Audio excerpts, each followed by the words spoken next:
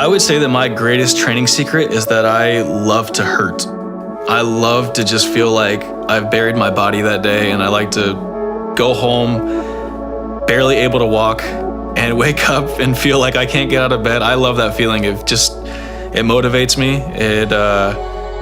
It's pretty much why I do what I do, because our sport is not easy, and every day there's a chance you're gonna feel like that.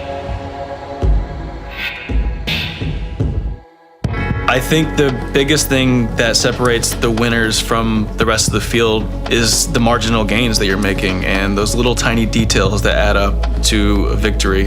Whether that be consistency on the ice with your feel every day, or training in the perfect zone every day, or just being adamant about being positive every single day. All those little things make a difference. You can never really master it. You just work on these small details. You make these marginal gains every single day that you hop on the ice, or that you're doing other training modalities to get better on the ice. But you never are 100% satisfied. You just go a little faster, and hopefully all these marginal gains add up to victory. But it really never gives you what you're looking for, and I think I love that in the sport. Biggest motivational factor for me right now is that I don't have an Olympic gold medal. That's the ultimate goal that I had when I first came over. That's what I had my eye on. In that sense, it's very easy to stay motivated because it's out of reach right now. It's something I don't have, and I'm working towards it still.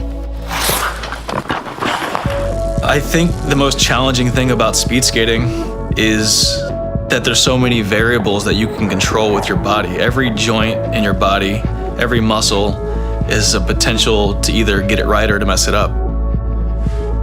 When you put too much thought into what you're doing and don't just let the skating come naturally, you can just completely ruin everything and just get way too wrapped up, and you have to be careful not to go do too much. It's very easy to get excited before racing and get a couple extra laps in a little bit too fast, and then it ruins your time trial. And with skating being so finicky like that, you have to prepare perfectly. The few numbers that we have to work with are heart rate, power, things like that, whether it be on the bike or on the ice or the warm-up. And being able to glance down at my wrist and see what zone I'm in at any given time as we lead up to competition is irreplaceable. It's very, very important for us to have those numbers at any given time.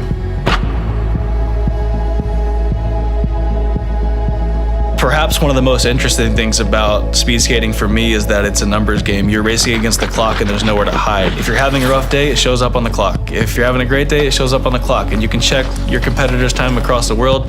Even though they're not skating on the same ice, you can kind of get a feel for where everybody is in the season. And I think Polar's no different than that. You have all these numbers that are just adding up in Polar Flow, and you can use them any which way you'd like to figure out how you're going to achieve your goals. How are you going to get to the end game using all of these data sets that you have? And I think it's up to the athlete and the coach to figure that out, but Polar definitely makes it accessible and gives you the opportunity to do that.